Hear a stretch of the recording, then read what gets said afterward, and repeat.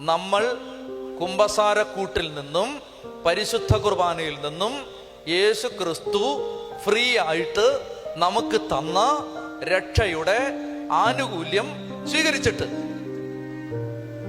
5, 6, 7, 8 ജന്മം കൊണ്ട് തീർത്താലും തീർക്കാൻ പറ്റാത്ത ശാപത്തിന്റെ കെട്ട് യേശു നമുക്ക് അഴിച്ചു തന്നിട്ട്, കേക്കണേ, നമ്മൾ പുറത്തിറങ്ങി നമ്മുടെ സഹോദരങ്ങളിൽ ആരോടെങ്കിലും ശത്രുതയിലാണെങ്കിൽ ഇളച്ചു കിട്ടിയ മുഴുവൻ ശാപവും വീണ്ടും നിങ്ങളുടെ തലയിൽ അതുപോലെ തിരിച്ച് വെക്കപ്പെടും. കേൾക്കാൻ ചെവിയുള്ളവൻ. വൈരാഗ്യത്തിൽ ജീവിക്കുന്ന ഒരു വ്യക്തി തലമുറകളുടെ ശാപം ചുമന്നുകൊണ്ട് നടക്കാൻ വിധിക്കപ്പെട്ടവനാണ്.